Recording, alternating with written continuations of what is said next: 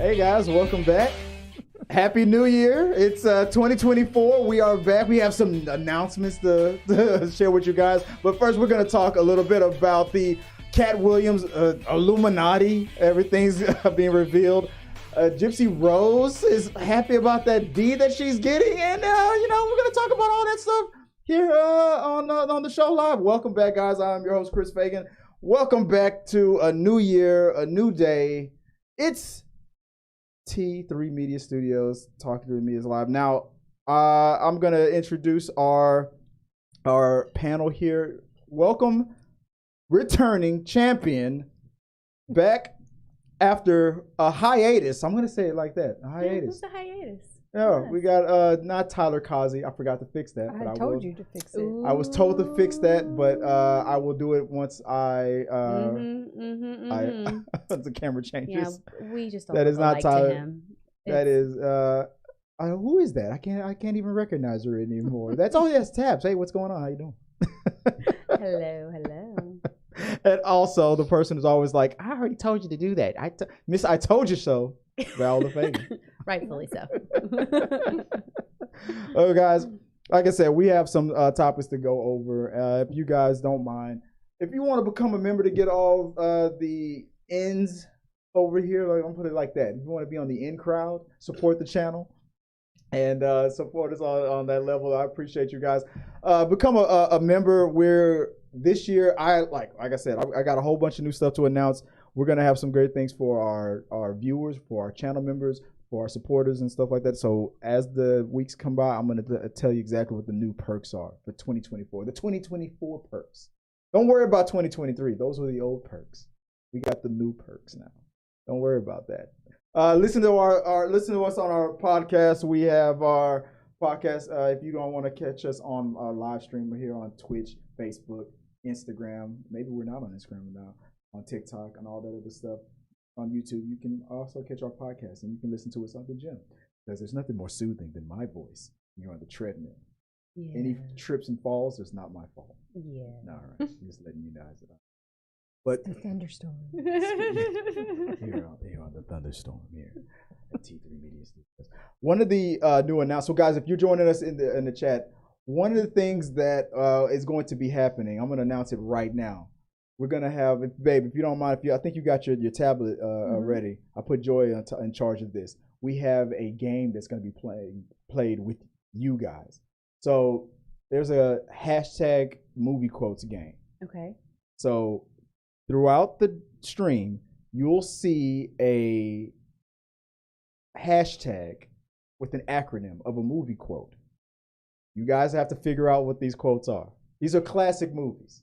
There's about to be 5 of them about to come up periodically throughout the chat. And once you get the hashtag, you'll get a shout out if you're the ones who figured it out. I'm gonna shout out all the people who can figure them out correctly. If you don't figure them out, if you guess incorrectly, you will be punished. And the person who will punish you severely will be this lady right here. She dishes it out. Nah, not me. Yeah. I don't know what you're talking about. Oh no, those types of punishments you have to pay extra for. Sorry about that. Yeah, right? that's it. I charge for that. Okay. Don't be putting my services out here for free. Get it right. I also meant to, because I see Navigator Nixon just donated a super chat of $4.99. Because she probably didn't want it red.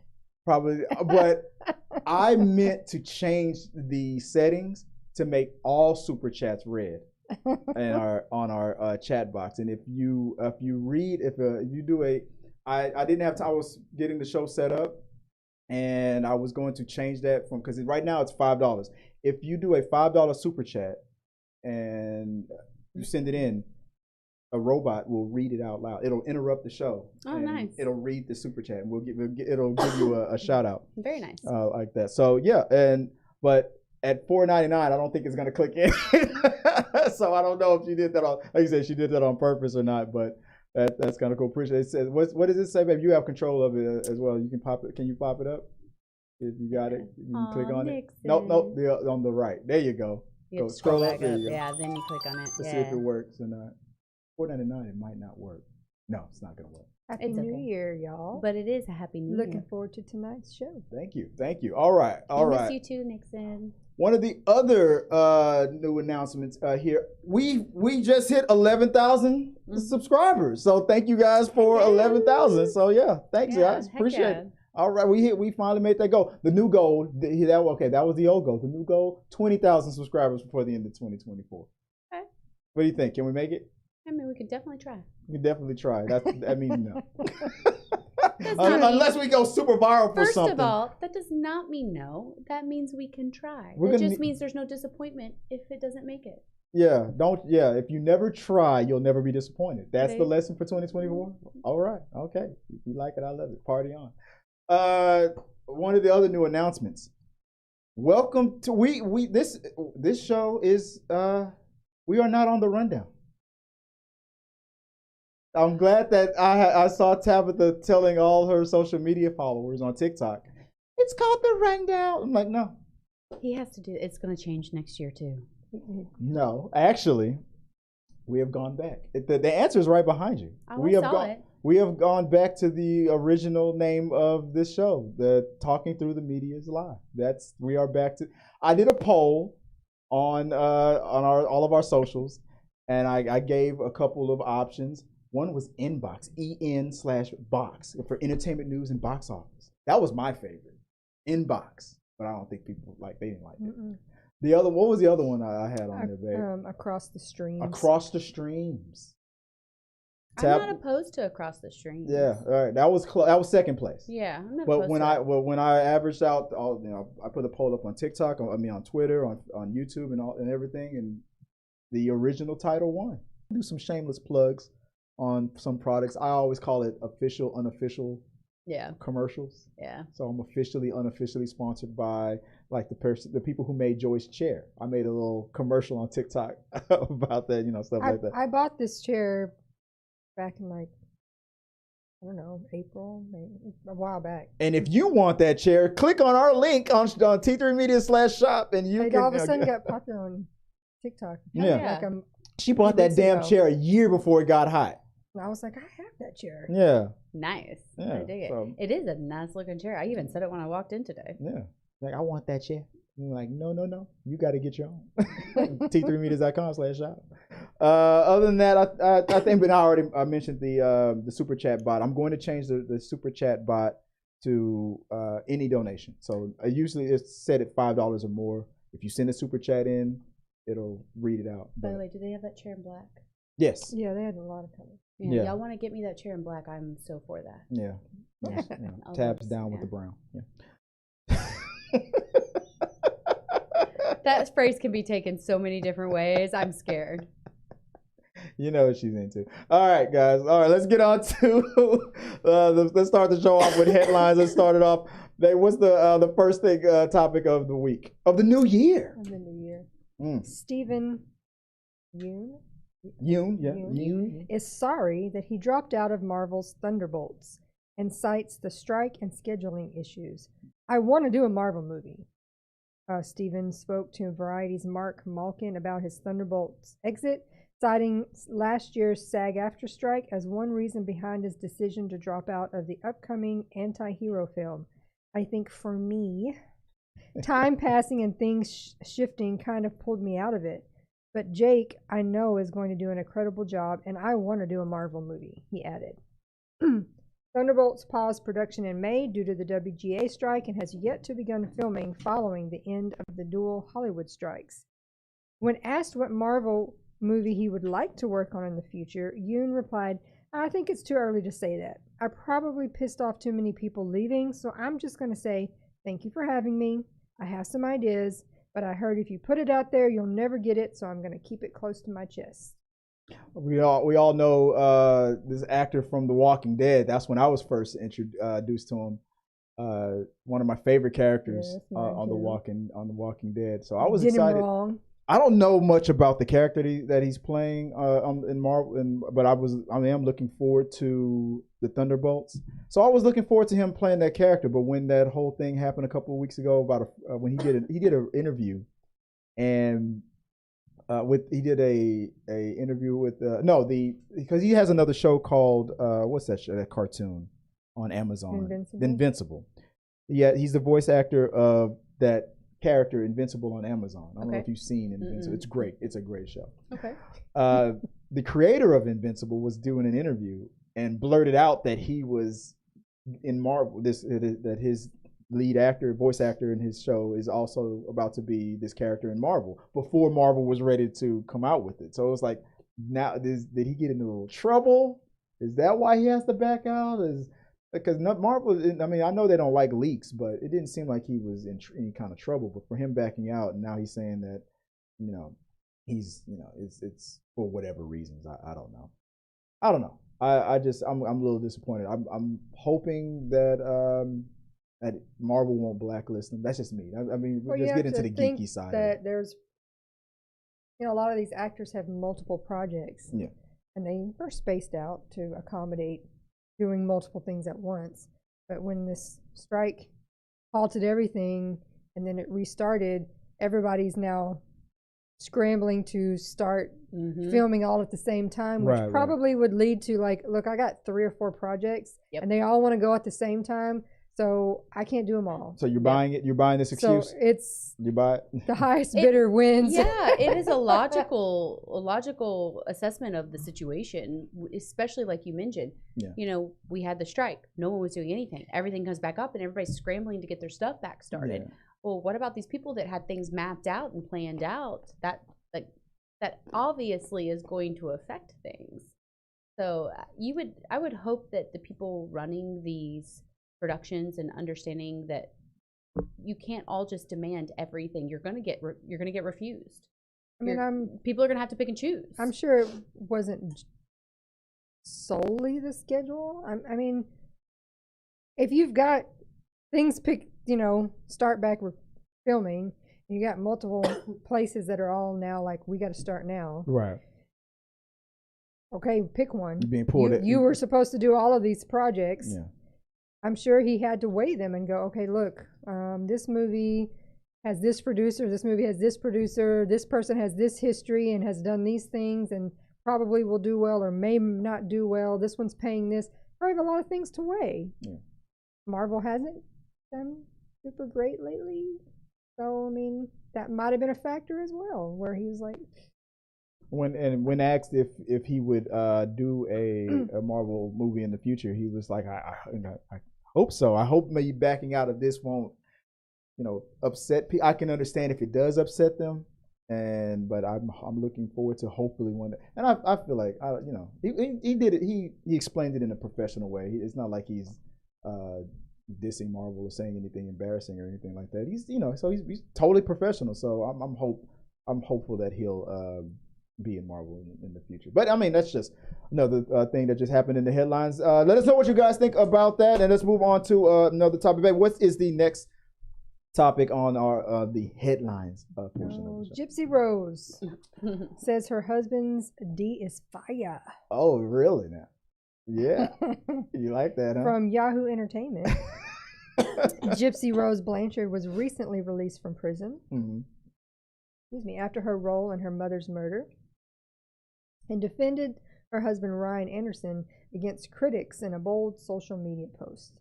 In an interview, the couple, married for 2 years, expressed excitement and anxiety about post-prison life in the spotlight. Gypsy Rose recently defended him in the comments. The 32-year-old wrote, "Ryan, don't listen to the haters. I love you, and you love me, and we don't owe anyone anything. Our family is who matters. If you get likes and good comments, great. If you get hate, then whatever, because they don't matter. Because you are rocking my world every night." Yeah, I said it. The D is fire. Happy wife, happy life. The D is fire. Now, that's TMI. I didn't need to know that. I don't think it's TMI. I think it's 100% TMI. I think it's appropriate. Completely appropriate. Now, I have a thing. Now, another one of the things I forgot to mention at the top of the show. I'm thinking about a new show where it talks about how people in the comment sections who are fans of certain people and people who are against, how they fight each other in the comment section. I'm working on on that. I might do it's like a documentary kind of thing. I'll work on that later. Okay. And I've noticed this might be one of my first topics about how Gypsy Rose has a slew of screen went blank for a second. What's going again? Oh, what's going on here? Hopefully we're still live. I think we are, but I know we're live, but it's probably just catching up or something. I don't know. Something happening. Something did happen on our side. It's back now. A lot of her fans that are 100% supporting her. Like I saw a bunch of people on TikTok. Like I'm here day one of her being released from prison. I'm gonna pick her up, and gotta. And then a lot of people are upset, saying that it's not fair that she got such a light sentence. And I understand that the other young man was the one who actually committed the crime and the unaliving and everything. But what about this RICO Act that we have? If you can prove there are gang leaders who in the RICO Act who can get a life sentence because they can prove that you are the ringleader who set the crime in motion of unaliving. So I think also here comes moral aspects of understanding the difference between, like, murder is never great. We get that. Mm-hmm. Murder's never great. And you have a victim of torture. Mm-hmm. This child was tortured her entire life by her mother. And her view on life was completely crazy. Fucked up because of her mother.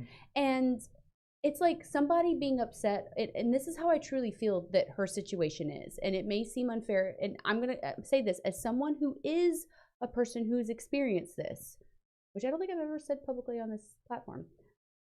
It is like someone getting raped and going to jail for murdering the person who did it to them. Mm-hmm. That is how I view her murdering her mom. I think they were viewing him as more like, you weren't a victim of that, so you should have been able to say to her, look, I get it. You're in a really messed up situation, and we got to get you out of this, but this isn't the answer. Unless his mental state can be questioned too. His mental state may have not been if he did, then I would hope his lawyers would have fought for that. I would hope exactly that, and that's what I was wondering. What kind of lawyers did this guy have? Yeah. Because I mean, I can understand, just like with everything that Tabitha was saying, for the way she was raised, I can 100% understand that. Tortured. There are people who are in prison right now who were defending themselves, and the system just didn't get. Like there was a black, I forgot what state, I think it was Georgia. There was a black woman who was being assaulted by her current husband or ex, and she merely just fired a warning shot into the ceiling. But because she was in an apartment building, because it could have harmed someone else that was above her, she was thrown in prison. Not forget the fact that she was trying to warn the person that was trying to attack her. She didn't even hit him. She fired a warning shot, went to prison. So it's weird. It's a concept to me that I would happily go to prison to end the life of my torturer. Mm-hmm. Happily. I mean, we are all fully aware the legal system's messed up. I mean, you got people in prison for life who are in for life for like selling marijuana. I mean, like stuff. You're like, wait a minute, what? Yeah. And then you've got people who did a month for super big things that you're like, wait a minute, this is not, check out. Math ain't mathin'. She deserves to create whatever happiness she can create within her dynamic that hurts nobody else. No. If her and her husband are happy, let them boast on the internet. Like, that is the lamest of some of the things that get put on the internet. It gets lamer. Did you hear about how people are comparing his looks to her mother, saying that he does not look like her mother. But like, that is when I say it's completely appropriate for her to be like, I like the D is fire. Let her.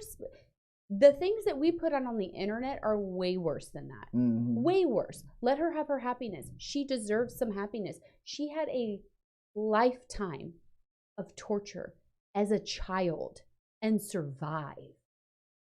That is such an unfair way to start your life. And not only did she have to deal with consequences to her actions after being tortured by the person who brought her into this world, mm-hmm. She has to process and manage the fact that she's a person who ended another person's life and relish in being okay with that. You know what? I did that. I did that thing. I did it to save myself. And you know what? I'm going to be okay with saving myself with this. Right. I think it's okay. I've seen a lot of therapists and mental health people on TikTok that are like, I know it's not going to happen because, you know, she's got media and news channels and TV stations and movies, things coming after her right and left. But they're, you know, like, they really need to be cautious, like, be careful with her. She has been through all of this stuff, been in prison for 6 years, and now she's out and she's got immediately thrust into the spotlight. And 6 million followers are coming already after her right and left, wanting all sorts of information and appearances and things. And that's a lot of mental work to put on somebody who had a lot of mental trauma to begin with. She needs a lot of therapy. Asking a lot of someone. She needs a lot of therapy, and that's not her fault. That's not a bad thing. She just needs a lot of therapy to understand how to process this, and she deserves to have some peace, and she's never going to have a normal life. That's not an option for her. So she's got to figure out a way to rectify that and to come to terms with that and to do it in the healthiest way possible. And the only way she can do that is if she seeks help for it, because there's no way she's going to be able to handle that on her own. There's nobody on this planet that can do and go through what she's gone through on their own. That's just not possible. We're not built for that. We need help. So like stage 1 of healing. Get that D. Get the D. The D is the stage 1. Sometimes you're going to just need a release, man. Need a release. Not just the D, the fire. Yeah. The fire D. Somebody put fire D in the chat. I don't know. Oh, and babe, I don't know if you remember before, but guys, let us know what you guys think about this topic, and share your thoughts in the comments. In the comments, I don't know if you remember the game that we're playing, the hashtag game. So don't forget it periodically between. Just throw one of those hashtags in there, guys. If you got where's the hashtag? Look, last page. Oh, I was like, I don't know what I'm. Yeah, you got them. You got them. They were in your notes. All right. But besides, I mean, don't worry about it. If you remember, Okay. So look for Joy's comments. She'll be in the comment section. She'll put a hashtag in there. And if you guys can figure out the movie quote, just shout it out in the comment section. I'm playing a game with you. I want to play a game. All right, moving on to the next topic real quick. What's the next? What is the next one? We have another one for headlines, or are we moving on? Yes, we've got the Pat McAfee apologizes for Aaron Rodgers' claims about Jimmy Kimmel in reference to Epstein documents. Oh, yeah. From CNN Entertainment, comments New York Jets quarterback Aaron Rodgers made on the Pat McAfee show about TV host Jimmy Kimmel and the late accused trafficker Jeffrey Epstein. Rodgers' comments were made during a conversation referencing the release of an impending document that will purportedly reveal the identities of dozens of people linked to Epstein. Here's what Rodgers said. There's a lot of people, including Jimmy Kimmel, really hoping that doesn't come out. Rodgers also said that he'll be popping some sort of bottle if the list is released. Kimmel later responded on social media with, "Hey, asshole, for the record, I've not met, flown with, visited, or had any contact whatsoever with Epstein, nor will you find my name on any list other than the clearly phony nonsense that soft-brained wackos like yourself can't seem to distinguish from reality." Kimmel wrote on the social media platform, "Your reckless words put my family in danger. Keep it up, and we will debate the facts further in court." McAfee suggests that sorry about that. Rodgers' remarks were meant to be a shit talk joke that then turned into a very serious allegation, but that he understood why Kimmel got upset, and we apologize for being a part of it. I can't wait to hear what Aaron has to say about it. Hopefully those two will just be able to settle this, not court-wise, but be able to chit-chat and move along. Yeah, what is there a chit-chat about? You falsely accused someone, made claims, and then got called out about that BS. Yeah, another Clash of the Fans situation where people were like, "Oh, well, Jimmy Kimmel can dish them out," but Jimmy Kimmel has never dished out a joke on that level unless there was some connective tissue to what was currently going on in the zeitgeist of what everything is going on in the world. Now, that was not just a shit-talking joke. Yeah. That is making a very serious claim because nothing about the Epstein stuff is just shit talking. Yeah. It's very serious about what's and he been just happening. He doesn't like Jimmy Kimmel. Aaron Rodgers, just like that's what that was about. Literally, I do not understand how grown-ass people can make choices like this. Like, and just... he really did take accountability when in this apology. We're sorry, but let's see what this. He just wants it's bait clip for him. Oh no, I'll tell you exactly why he apologized like that. Because he's on his show is on ESPN, which is owned by Disney and ABC, which is where Jimmy Kimmel's show is on. They're a network collaborator buddies or whatever. They're under the same umbrella. But he had to apologize. But he didn't apologize. And he didn't apologize. He literally said, "We apologize for being a part of it." I can't wait to hear what AA Ron. He's disassociating himself from AA Ron. Has to say about it. Yeah, he kind of apologized for Aaron Rodgers. Aaron Rodgers didn't apologize at all. That's like saying, "I'm sorry, your feelings are hurt." Yeah. Those are those backhanded. Yeah, that's not an apologize, but didn't. Yeah, he apologized for the word sorry. But he did apologize that it was on his show and that he's getting in trouble. That's what he apologized. No, he's not. I'm sorry that it's happening to me, kind of a thing. The whole reason this is not an apology is not. Because of I can't wait to hear what. He tossed the ball. He passed the ball, and then he's wanting to create.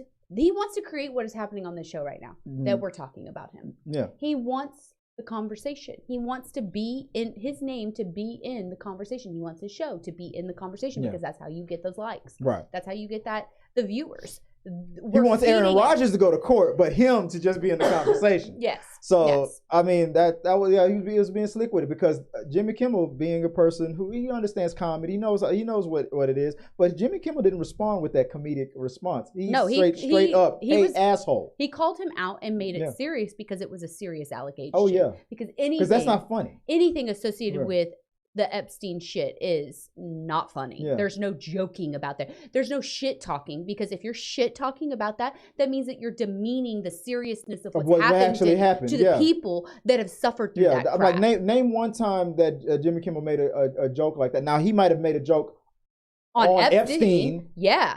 But on Epstein, but not on the victims, not on the situation, not on who's on the list. Yeah. Like we're not over there going, ha, Prince Andrew.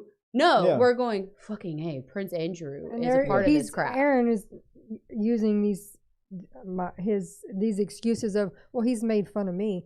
He is because of shit that you've done. Right. He is a comedian, and their cold open is jokes about things in the headline. Correct. Just like what so we're I'm doing not right making now. up things about you. I'm taking something directly from the headlines, some connective tissue that is in the news, that is in the media. Oh my God! That we're talking through right now. That is what's happening. They try to get their camera on the right person. I forgot to do that. But that's exactly. So they and the fans can boohoo all they want. They're all like, oh, well, he can dish it out, but he can't take it. Oh no, he can dish it out, and he can dish it out in court. Yeah. Disney loves Jimmy Kimmel. Yeah. They will. This will not. This is the reason why McAfee's within 24 hours apologized. I even had an excuse. I was under 2 hours of sleep and all this because he knows Disney was like, you better fix this shit right now because if Jimmy is mad and Jimmy's coming after you, we're backing Jimmy. That's a funny way to say it. We're gonna back the Jimmy. Look, I understand making mistakes because if you're speaking socially, like if you're speaking to the world or if you're speaking to the social, like hell, even on this show. And I consider us, we're edgy. We're edgy. We're a little mom and pop shop over here. And I'm opinionated. Yeah. I know I'm opinionated. But even when I have opinions about something, I leave options for me to be wrong. Yeah. Because there are times when I don't have all the information and I'm only making opinions off of what I know. And when I get new information, I discover that I'm wrong. And I have to be, okay, you know what? I didn't have this piece of information. I was wrong. Yeah. It's that society that we live in now where people are like, oh, you don't like somebody's on the opposition of your positions, of your political views. Just call them a grape or a child, whatever. That it's being overused and too much, and they think it's funny. It's like, oh, I know I can. If you have to if your only tactic because you feel like your opponent or whatever is gaining ground or like beating you on the merits of whatever the topic is to go so low as to, oh, I'll just call you a graper. I'll just call you a this. That means you have no ideas. You have no way of winning on the merits. You just have to go to the lowest common denominator to whatever it takes to win. No matter this tactic of just calling. I don't like that guy. Well, I'll just say that he does this to children. It's ridiculous now. It's like we've desensitized the reality of what, because of how social media and the internet works and how we are so digital, we have desensitized the idea of what our words can do. Yeah. And I hate that. Words don't matter anymore. I hate that so much because our words do matter. Now, we can give them power or we cannot. And sometimes other people can give them power. We can say something, put it out for the world to see, and other people can give it power. And we have to deal with the consequences of those other people giving it power. And I don't think a lot of people have that realization yet. Well, guys, let us know what you guys think about this whole situation with Aaron. That definitely is going to be his name. Sorry, I had to. Once again, I forgot about that. Put it in the box below, and let's move on to we're off the headlines now. Let's go to some review. Are we on the reviews now? Yeah. Let's do a quick review of what do we got? The first one is Rebel Moon. Oh yeah, of Rebel Moon.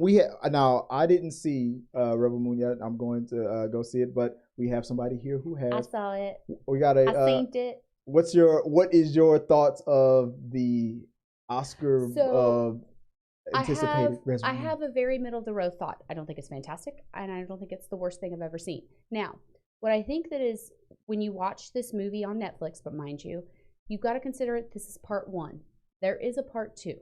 I think going into it with that knowledge does help you kind of get through some of the story development. This is a sci-fi where they are developing the worlds. They're developing society. They're developing the way the world works, which when you're working in a sci-fi, you have to be patient enough to kind of get that information to understand what's going on. What I really liked about this is I'm a little bit of a Firefly geek. Love me some Firefly. It was very reminiscent of Firefly for me. You're combining an old world idea. Firefly was the Western.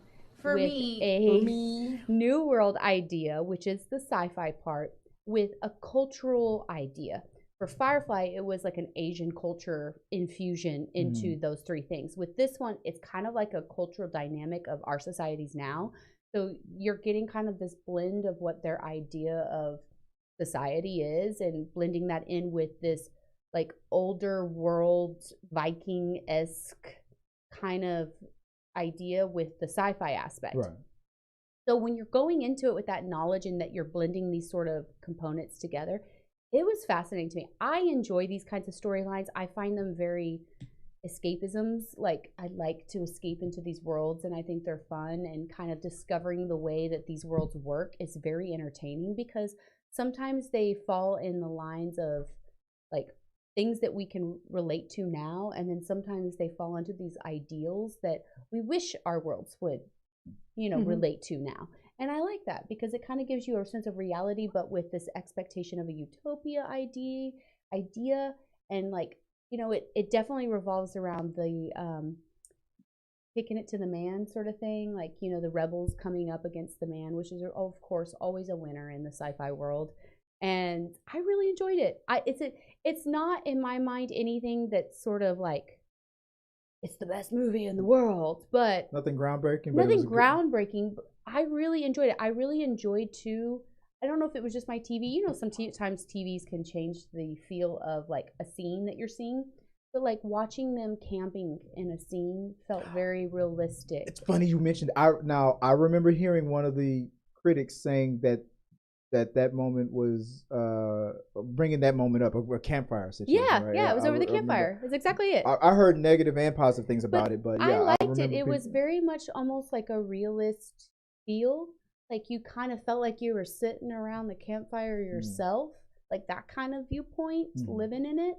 And I just really enjoyed it. But I like I really like these kind of storylines. Okay, look, come on, let's be honest. It's Sophia Boutella that she likes. I know, I really do like her. And it was so funny because like Jess and I were watching it together and I was like, I've had a crush on her for a long time. Like she's like one of those razor legs that was in Good Kingsman. She's like one of those actress that. Have you ever seen her dance videos? She's a dancer.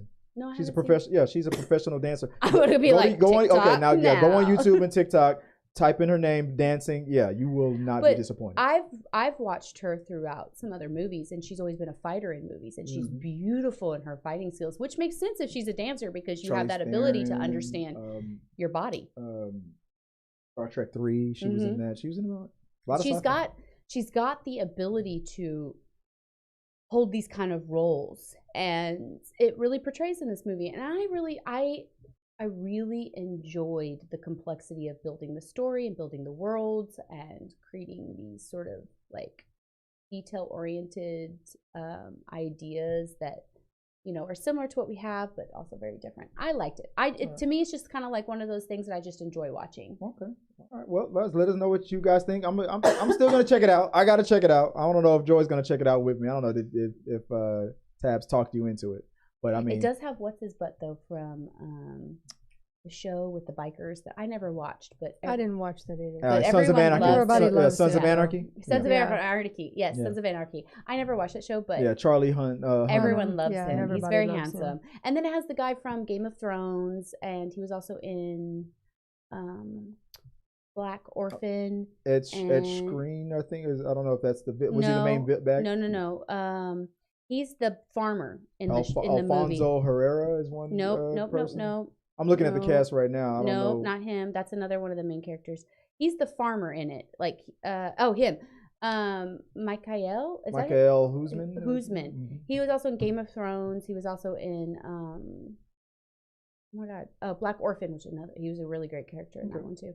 But yeah, it was really good. 2 thumbs up. You highly recommend? I recommend. Recommend. I recommend. We recommend. It's like I didn't say 2. I didn't say I didn't say I'd kick it out of bed. But I am eager to watch part 2. It's just kind of a fun watch. I like it. It's a fun time. Okay. All right. Let us know if you guys have seen Rebel Moon. Let us know what you guys think. And let's move on to this segment that I've renamed Screens to Streams, between everything between the movies, theaters, and what we watch at home. So the next thing I wanted to talk about really fast was what do we have, babe? What was it? We just saw we saw season 2. I heard it was really good. Season 2 of Doctor. Now I didn't like bananas. That's what it was. It was. Was it Gwen Stefani bananas like BANAS? No, what did you think about it, babe? I mean, no, I liked it. We powered through it pretty quickly because it was just like, are you serious with me right now? Yeah. You were like, this can't be real life. So, for those of you that don't know, Dr. Death is a Peacock series that followed. Season 1 followed a Dallas doctor. A Dallas doctor who was just like, this dude was just so bad at his job. He was really like not a good doctor. Yeah, like, he kind of faked his way through school. Yeah.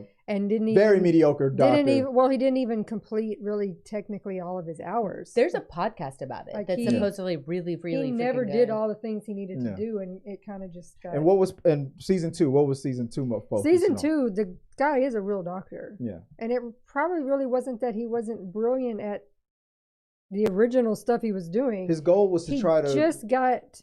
What was his goal again? He was trying to. He wanted to be able to create. You know, when you do like a surgery to like organ transplants, you know, you have to have an organ, somebody's organ, and there's rejection. You know, you have to take meds for the rest of your life. Yeah, he wanted to be able to eliminate that. He wanted to be able to have a transplant. Okay, but you would never need medications because we've stripped everything out of it. And this was for the trachea, right? He was specifically working on the trachea, but he wanted it to go.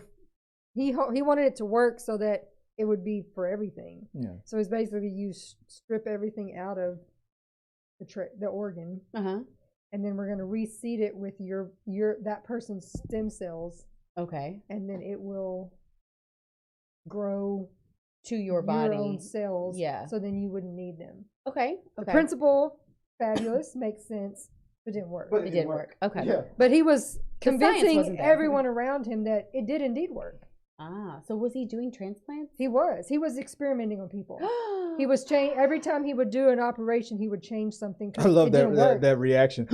The previous one didn't work, so it's like, okay, next time we'll do this and we'll try that. Yeah.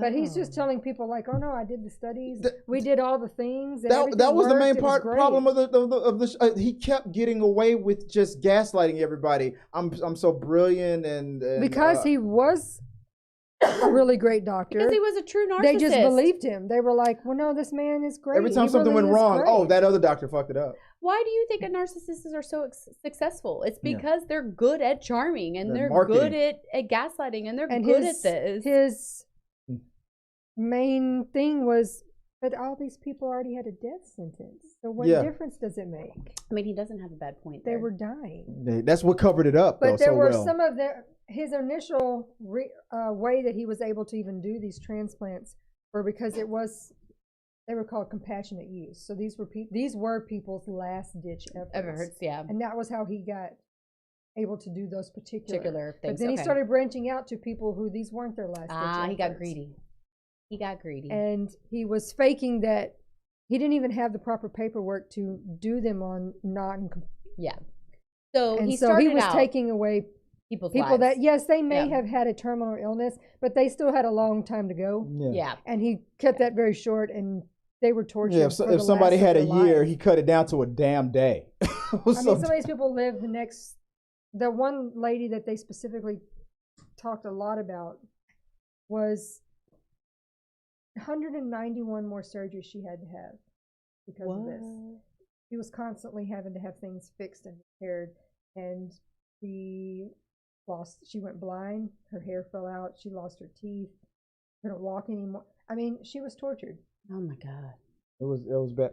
One thing I can say about season 1 in comparison to season 2, I like the doctors in season 1 that were played by Alec Baldwin and from Pump Up the Volume, Christian Slater. That's my go-to movie for him.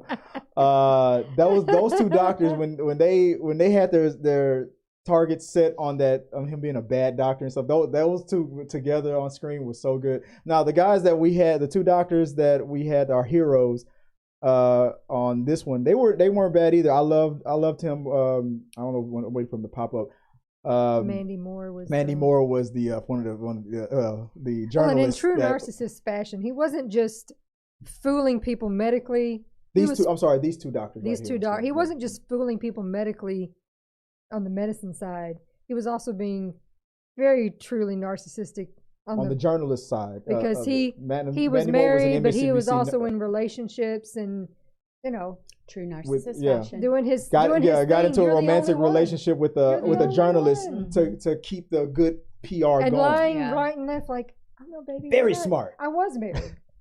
I'm not anymore. Oh, she's crazy. You don't know what I'm saying. I don't know how people do that. It's so exhausting. I'm the doctor to the Pope. I'm the doctor to the Pope.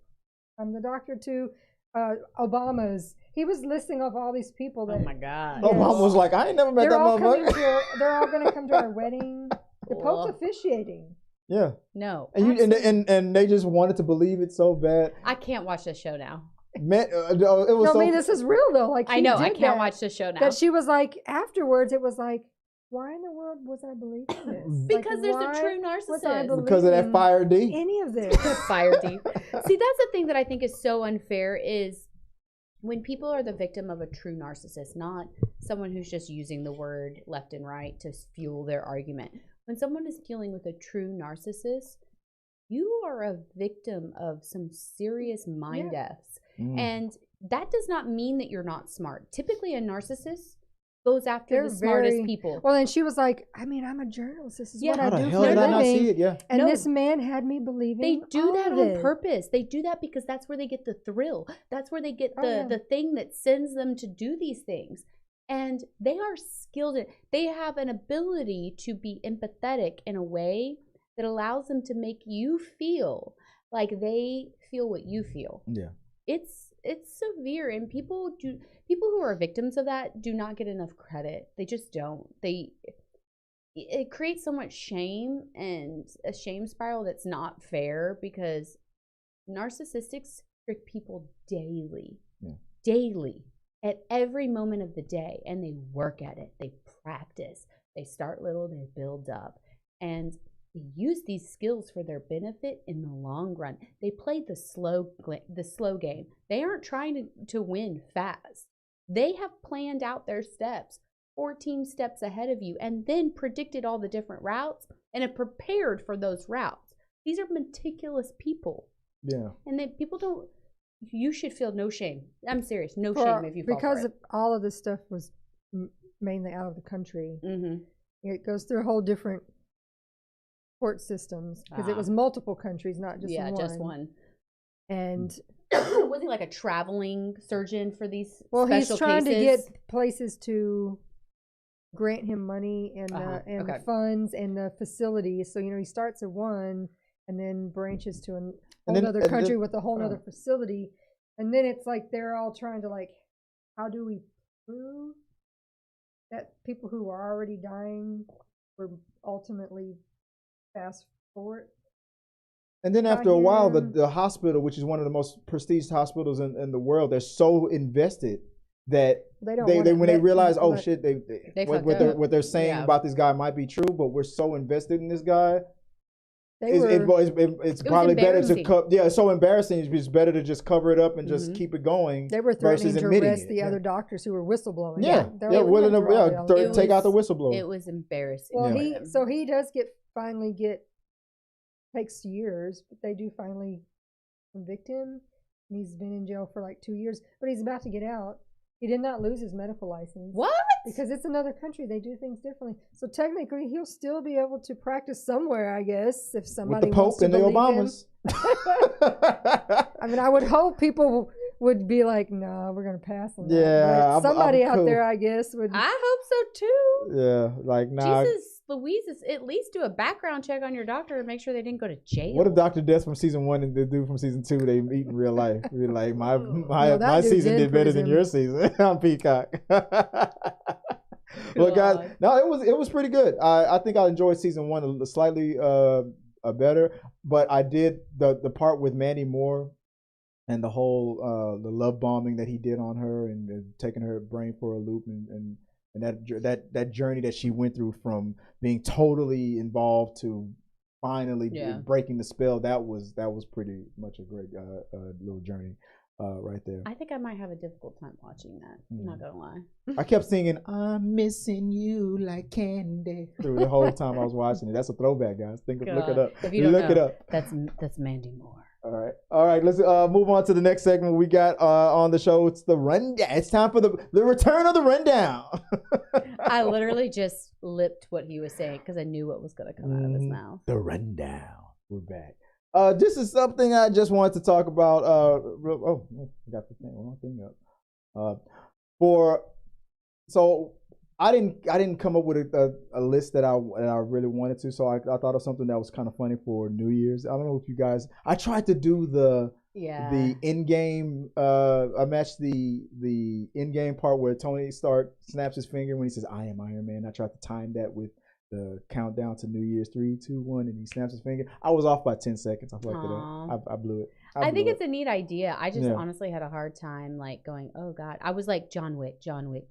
That would be my reference. And then I couldn't think of pencil. Yeah. Well, no, I was like, there's too many fight scenes that I would use. for the countdown. So what I came up with, I found a website that has the 5 or 6 or 5. I don't think I had it on here. I don't feel like pulling up the actual website. So there were. Do I have time to pull it up? There were. I'll just mention them out. All right. Here's some that came up. Let's see. Run my segment. Okay. Obviously, Infinity War when Thanos does the snap. Yep. Countdown 3, 2, 1, and Thanos wipes out afterward. Then the other one in Endgame when Tony does the snap. I am Iron Man. He does the snap there. One that Star Wars, the destruction of the Death Star. That was, countdown 3, 2, 1, and boom, the Death Star blows up. That would be a good one. Time into that. And then one I saw on TikTok, Back to the Future, when Marty, gets sent back home when the lightning strikes the clock tower and the lightning bolt goes into the flux capacitor and sends Marty back home. And one that I did not expect, Forrest Gump. When Forrest Gump, the scene when they had New Year's and Lieutenant Dan was sitting there with that resting Lieutenant Dan face, not enjoying anything. My other one I was going to try to do, and I forgot to text you about it, was Kill Bill. When she's in the scene where she kills where she's killing, they're in the you remember the Asian singing group? They're in that room. And they're, yes, yeah. That one. And at the end, when all the blood is just squirting out of everyone and they're all dead on the floor and she's sitting there, like, that's the one I was trying to get to. And I was like, damn it, Tabitha. I can't figure this crap out. Oh, yeah, that would have been, yeah, and it took so long to get Tabitha to understand the concept that I was trying to explain. First of all, Yosh, if I and then she comes up with a great one. And I was like, first of all, if I could read the text that he sent me, I was like, huh? What? Meanwhile, I'm entertained by Andy Cohen and Anderson Cooper on CNN cracking up at how trash they were. Oh my God, it was hilarious. Whenever, what's his name? The fucking guitarist. I just lost John Mayer. John Mayer and the KATT bar, they were dying so bad. This was not in it. I was like, I'm so uncomfortable and it's funny. Like, that's where I was at. And then he's over there. This would literally be you and I laughing at him as he's annoyed by being at some place he doesn't want to be. That would be us. I know, he was so serious. Like, okay, yeah. Here's a cat. We're in the bar. And then he's over there like cry laughing on the side. That would be me. And then you're over here trying to get the show to move along. I'm like, I can't. I'm cry laughing. Then they talked to Neil Patrick Harris. Oh my God. Neil Patrick Harris was the best. It was so good. I'm over here pissed off now because I tried to figure there's a glitch happening on Streamlabs. I thought I was fixing Tabitha's name. And it's on yours now. Now it's on mine. Now you me. Now I'm Tabitha now. No more. I'll figure it out. But yeah, that was some hilarious shit. But send us your, in the chats, guys, send us your movie scenes that you think would be a good fit for the New Year's countdown. Let's see if I might do one of those. Let's move on to the main topic real quick before we hear up and get out of here. I promise a tight 30, but this show just can't ever fucking do it. Every time, and I don't blame us. I blame the glitch because I would have moved us along faster, but when the screen froze, it did freeze and it freaked us out. I was like, well, shit, I might as well just let it do its thing because I feel like if I would have tampered with it too much. It was fine on their end. Yeah, I know. Weird. I knew that we were still live, but I couldn't touch it. I was over there like, are we still live? Because we were blacked out. Yeah, but so I was like, you know what, just let it ride. The main topic, what we got, what is trending right now? Let's move on to why is that trending? Cat Williams, he was I dropping bombs. Yeah, I watched some of these. I have one issue with him, and that is it. What's that? So he made a comment about how Kevin Hart got parts because he was willing to wear a dress, and he wasn't because of his moral standings. Yeah. And I went, that's fine. You don't want to do a role because of your moral standings, because you feel some sort of way about drag. That's okay. But what he was demeaning was the fact that the studio didn't pick him because of that. I go, well, guess what? The studio's moral standings went with someone who was more comfortable with it because you weren't. Well, that's something that a lot of black comedians have talked about. Dave Chappelle even talked about that, saying that I shouldn't have to wear a dress to get a part. It's not about having to wear a dress. It's having to be about, that was the comedic part of that scenario. There's plenty of other comedic scenarios where you're not having to wear a dress. But if you're so bothered by it, if it's such an issue for you that you don't want to do the role, that's your choice. Well, no, you don't have to do the role for your choice. But guess what? The studio has a moral standing too, that they can pick someone else who doesn't have a problem with it. But the argument, I'm not defending the cat, but I'm just saying that the argument is that sometimes there were so few roles given to black comedians. Look, I can get the black comedian part. Why should I have to wear a dress? But I can get the black comedian part. The emphasis on the black comedian part, because yes, there is a competition for a very finite number of roles. A finite number of roles. But what I don't like is they're pitting minority against minority then. You know what? Wear the fucking dress. use that as a voice to go, you know what? The studio is making me do this. Minority shouldn't be pitted against minority, and there should be more roles about this. And you said so because Katt Williams did, because he started going after what was the number of people he went after in this interview? So many. I didn't watch the whole thing. So many people. I was offended by personally. I mean, I love Katt Williams. His old stand-up stuff. I mean, when Tabitha first started on the show, little Tink Tink was one of the things I kept. Yeah. What was that, Tank. But I was like very perturbed with his statement that, you know, all of these Cedric and his so-called comedians that he considers to be not even funny, and that part of your role as one of those is to marry a light-skinned woman who's ugly, an ugly-faced light-skinned woman who doesn't speak. Who was he specifically talking about at that moment? And he goes, I can name you 7 of them right now. Mm-hmm. To which other people listed names that he was, because of all the entertainers that he was already, you know, if you go with the comedians he listed, a lot of them are married to light-skinned women, which to me is irrelevant. But the fact that you also needed to throw in that they're all ugly, which is a bold-faced lie. Mm-hmm. I mean, I get that it's subjective. It's subjective, and it's a relative thing. Like, still, he can believe that they're ugly. That's fine. And that they don't speak. And what's your point? Because they should be famous and saying a lot? I don't understand your point. There's so many celebrities that don't have famous wives or husbands, for that matter. And why does it matter if they're light-skinned or not? What is your point? The whole team light skin, dark skin thing. I've realized I've used to make those jokes a lot too, but now I'm like, no, you know what? That does get into the whole colorism thing. We need to stop. So I've stopped doing the team light skin, dark skin joke. I hate that for people who are mixed. I feel that is such a harsh reality that they have to live in, mm-hmm. of not belonging to one side or the other, and mm-hmm. it breaks my heart for them. And I don't think it's fair. I think that it goes also into the trope of that. Light skin is because it's so close to or closer to white. It's easier for them. It's beautiful versus being dark is considered good hair versus a bad hair. Things like it goes into a lot of. There's so many, tropes. And it's not to take away from anyone's pain, and it's not to take away from anyone's suffering, because all those things are still very valid. Anybody who is extremely dark skinned, who has struggled and had these issues, I have compassion and empathy for you, and I feel that for you, and I'm sorry. And it sucks. It wholly sucks.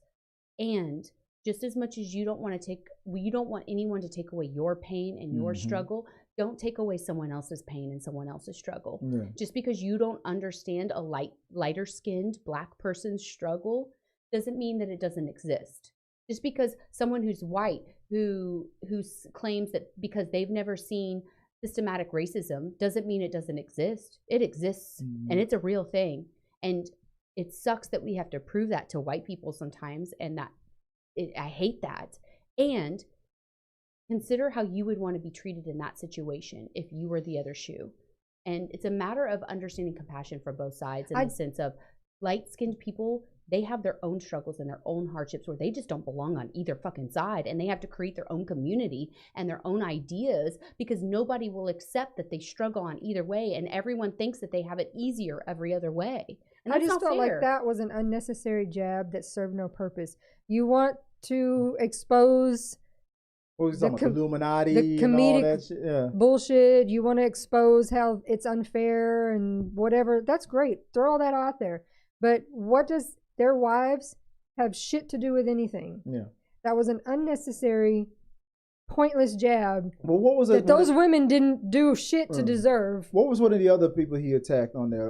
Cedric the Entertainer. Right? Cedric the Entertainer, who clapped back, mind you. He clapped back. He said that he's, which people pulled up clips. There's proof that KATT did a show back in like 2018 or before, way before. Saying that he stole that he did jokes a show. A joke, not jokes. A joke. And that like 2 years later, Cedric did almost the identical joke. Yeah. And Cedric, and rightfully so in my mind, went, dude, that one joke is not the pinnacle of my career. Yeah. Now, would have been wise of Cedric to go, yeah, I kind of ripped off that joke, but not every joke I did was. If that was the situation. If that was the situation.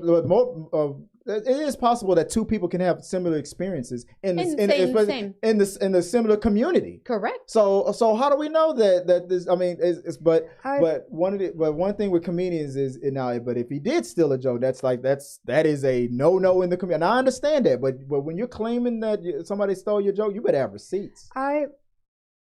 My other thing with it, it's not that I'm sure a whole lot of what he said is truth. He did say a lot that I liked. Cool. Did he went after P. Diddy? Well, yeah. I'm sure there's a whole lot of truth in it. Like but the Steve Harvey stuff and people that also go, because there were people in the comments of different things that were like, he's bitter, and then others were like, no, he's just telling the truth. Some of it. He's constantly bringing up Tiffany Haddish, though. He's constantly like a person that he like. One of the things I remember him saying about Tiffany Haddish is like, look at all the comedy specials that I've done. People quote them all the time, like we said, like Tittle Tink Tink and stuff like that. Tiffany Haddish has had comedy specials. Give me one quote from one of her specials. And when he said that, I was like, that's a fucked up thing to say, but I can't think of what quote. And comedy's also subjective. It is, but it's because it's subjective. You're gonna have. You can go on Netflix and see 50,000 comedy shows. Yeah. And each one of us can go, I like all of these, don't like any of those. Yeah. And then someone else is going to go, I like all of those. But just because Tiffany Haddish is... and that doesn't make me right or you right or any of those people right. It's a subjective thing.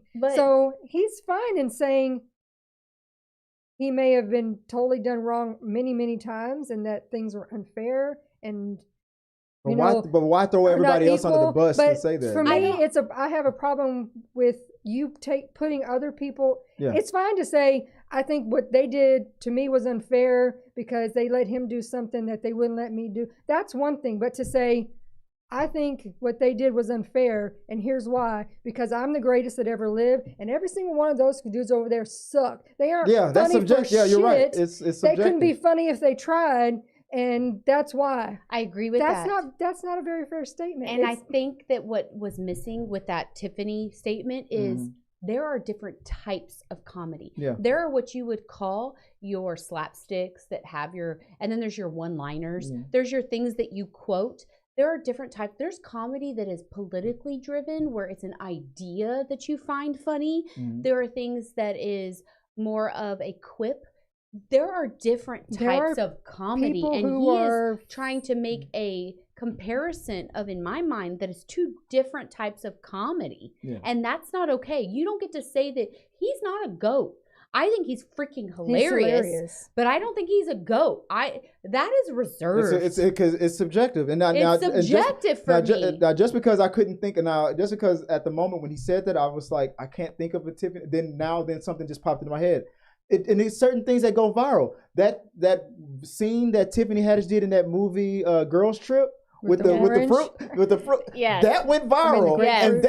It wasn't on stage, but that's a different type of comedy. Exactly. That's a performance, and that's something that went viral. So he's wrong. And they're naturally funny just being around people. Yeah. They're not really telling jokes per se.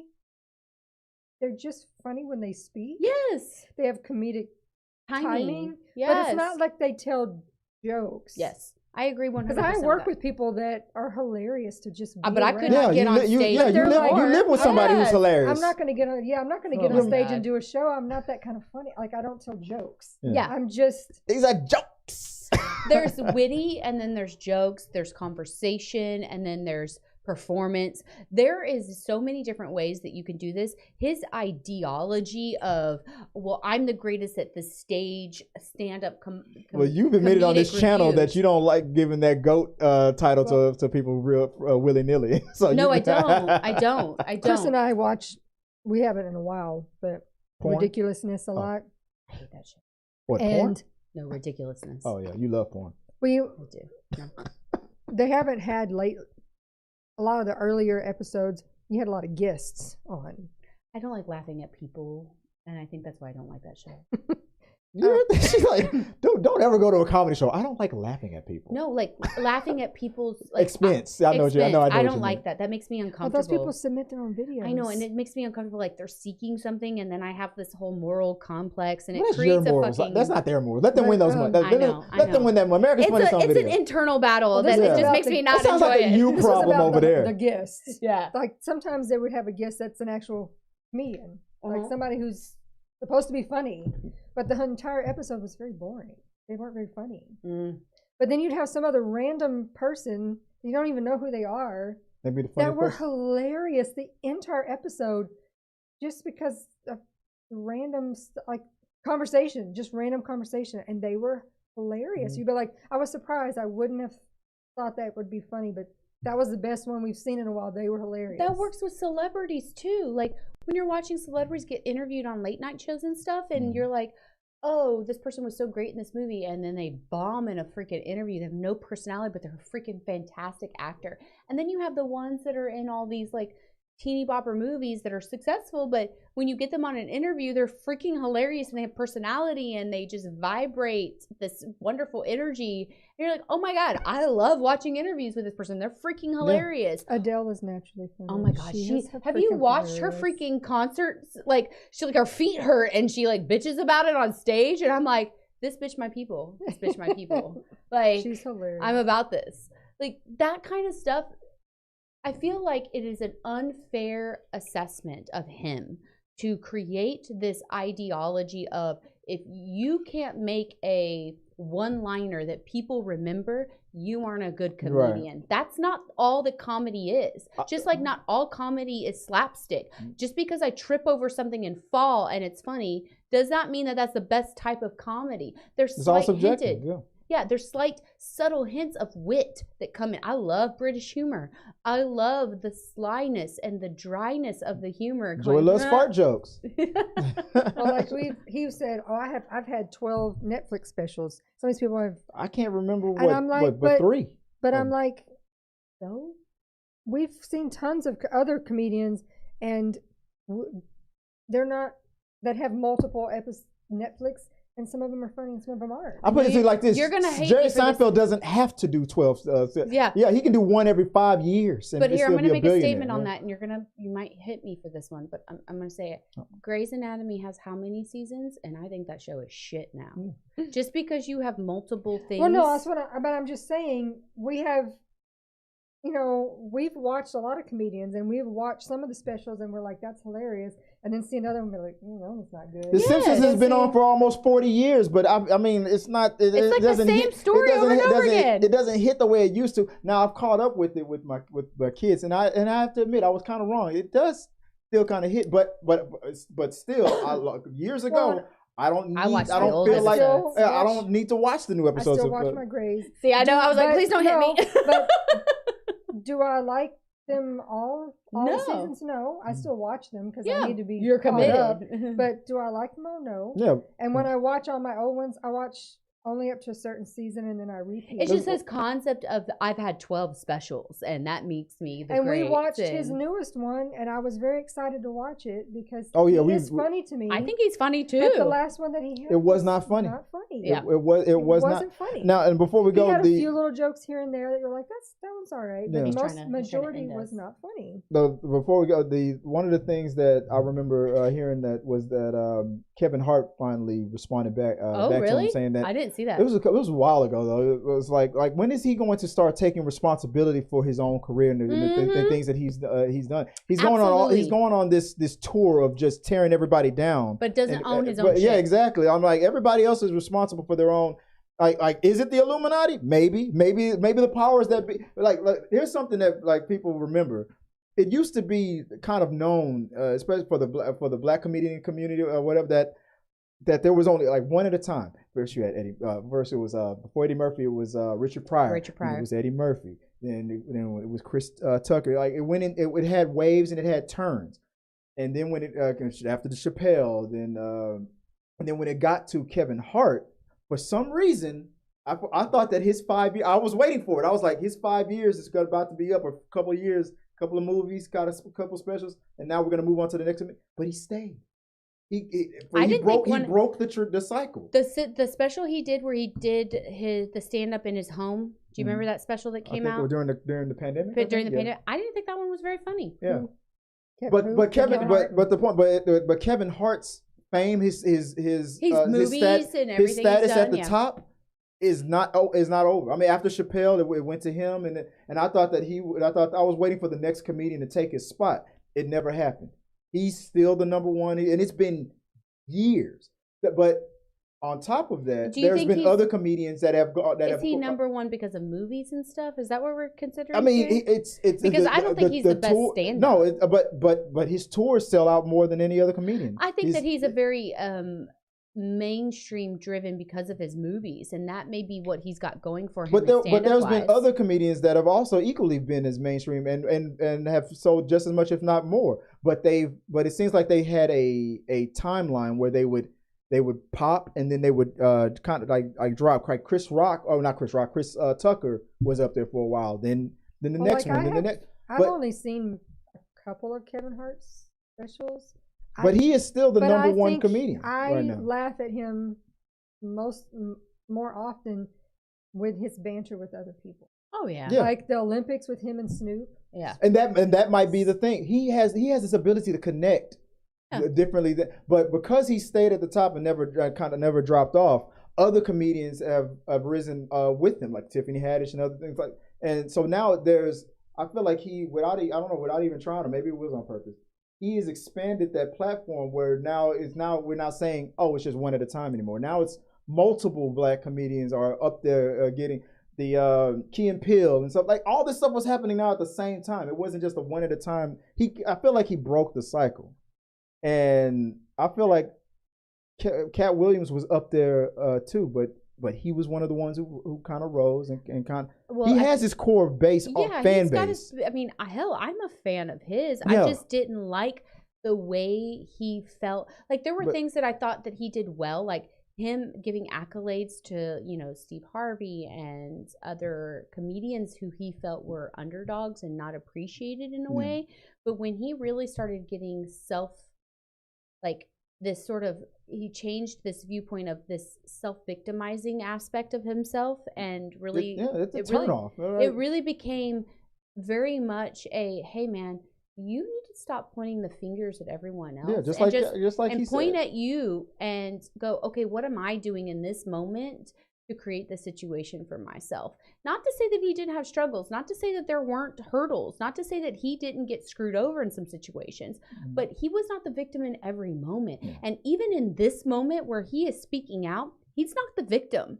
He is literally putting people down that he didn't need to put down. Like she said, those wives never did anything to him. Yeah. They never hurt his career. They never hurt him in any sort of way. Yet he felt the need to demean and belittle and take down the choices of other people to make himself feel better, because he seems like a really sad man right now.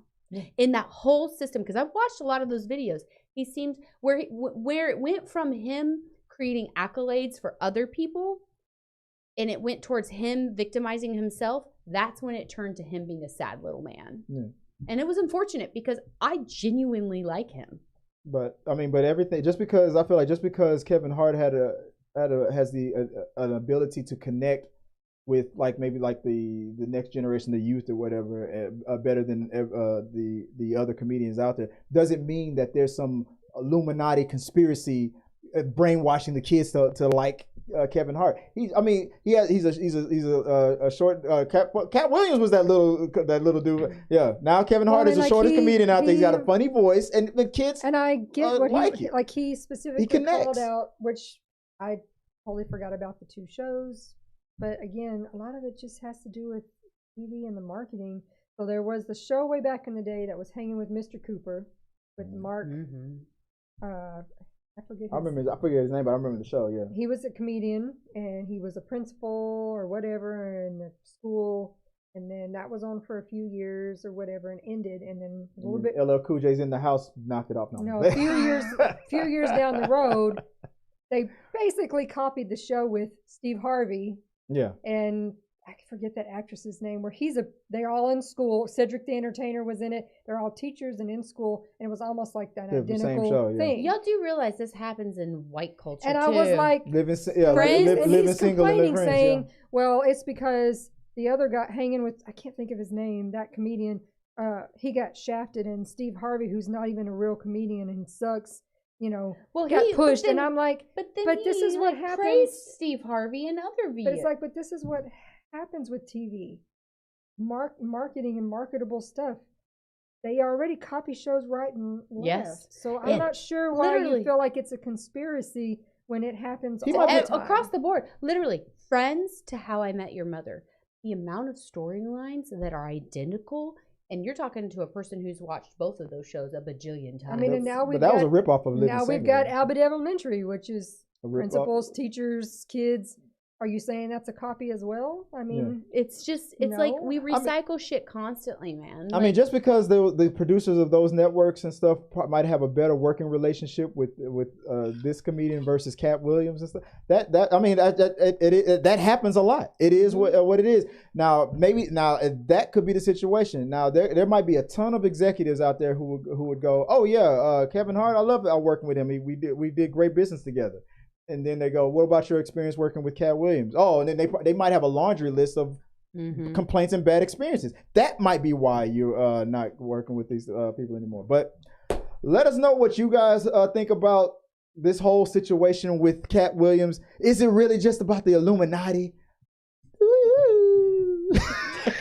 Or does Katt Williams need to do some more reflecting and some more soul searching about his personal responsibility and the things that he's done to put himself in these situations? I don't know. Let me know what you guys think. Let's move on to that would be it. That's the whole damn show. But we didn't have anything really we got Jamel. I don't know if there was any more things to highlight. Nixon guessed all the hashtags. She's fabulous. Real quick, what was the one that she got right? Give me. I only didn't put one. She got all the ones. What was the hashtag? I put the May the Force be with you. Hashtag MTF. Give me the hashtag first. MTF, and then she got that one right. That turned out immediately. What was the next hashtag that she got?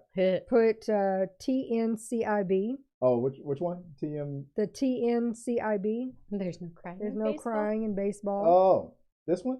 There you go. Yeah. There you go. You got that one. And next I put she got it. I got that one. She got that. Which one was that? HW. Yeah. Houston, we and have then a problem. she also did get number 2. Only one I didn't get a chance to put in the thing was number 3, but she got number 2 as well. She got that one. She got them I all. don't think I would have gotten number 3. The need for speed. You wouldn't have gotten. The number 2 I would have gotten, but the number 3 I don't think I would have gotten because I don't think that's a quote that's really used old movie. very often in today's society. What? The need for speed? No, number 3. Mrs. Robertson, you're trying to seduce me, aren't you? That one's a little no-no now, and so we don't really do that anymore because that was a mom seducing a high school student. Yeah, which never happens. No, that's gross. That's gross. That's gross. All right, guys. Well, thanks, Nixon, for helping us out with that. We went overtime because I know it doesn't show it on your screen over there. I can't click on most of this stuff. I don't know what happened. I'm gonna have to go into this is a very powerful computer, but somehow I fucked it up. I got to figure out what I did wrong. Well, you got to figure that shit out. I said, you know what? Just let the show ride. As long as it's not dropping the signal, I just let it ride. So my dreams for a 30-minute run. 30 minutes to an hour and 30 minutes. All right. Okay. That's great. Fine. I blew it. All right. Anything else? If you want to take control of the mouse, anything else you want to highlight? No, we good.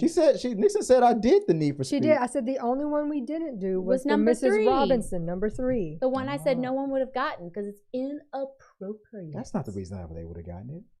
Yeah, because nobody uses that in today's society. Yeah. In the zeitgeist. They don't even know what zeitgeists are. That's how old zeitgeist I googled it up is. today. Google zeitgeist. It's a term that's used. Nobody uses that anymore because it's literally a term from the 80s, 90s. No, I heard it used today. You used it. That doesn't count. On the John Campea show. Oh my God. It's in the zeitgeist. Just because you don't know what it means doesn't mean it's not used. Just because you imagine yourself butt doing him does not mean that it's very popular. That is very tasteless right now. He is in the hospital right now. Well, maybe he needs a little loving. Maybe you should contact him. That's what Ann is for. Ann's got that. Ann can tickle his butt. I'm not gonna do it. To each their own. Whatever the kink is, you like what you like. Oh, wait, one last one before we go. Delete the content you're not using on that. Talking about your computer, you said it's powerful. Delete it. She's like, delete some crap off there then. You got too much stuff on there. No, my Charlize Theron fan porn is never going anywhere. I mean, it's high quality. That's high quality. So, yeah, it takes some room. It's in 4K. Yeah. But signing off today, we have Tyler Cossey. What? That's not me. Well, people want to find you online. Where can they go? Actually, send all the lesbians to her. All the lesbians at Tie or Die. She's gonna be like, "Why am I getting all of this stuff?" Please do. She needs the support right now, ladies. Yeah. Do your thing. Yeah. Do your thing. Keep getting all kinds of crazy stuff. I like it. I like what we're doing. But besides trolling Tyler on TikTok, where can people find you? You can find me on the TikTokers at Tabitha, on TikTokers it's Let's Have Fun 012, and then on Instagram at Tabitha.Jordan.18. That's me. I tried to fix the name again and still won't let me. It's all good. And Joy, if people want to find you online, where can they do so? I am on TikTok at Viola Fagan. And Instagram, Scrub Hats and More by Joy. Tight 30. I told you, I guaranteed a tight 30-minute show this night. 2:30s. 2:30. We got 3:30s already. We got 3:30s going. I don't have to take this abuse from you. I got plenty of people that like to abuse me. All right, guys. Until next time. Part of that porn that's causing the problems on the computer. Welcome back, Tabs. Appreciate it. That's me. Happy New Year. Happy New Year. Hey guys, thanks for watching this video. I really do appreciate it. Hit the subscribe button, like, and comment your thoughts on this topic or any topics that you think that we should talk about in upcoming videos. Also, you can follow us at T3 Medias on Instagram, Twitch, Facebook, TikTok, Twitter, and we also have a T3 Media Studios podcast where we post our movie reviews and episodes of The Rundown. Till next time, guys.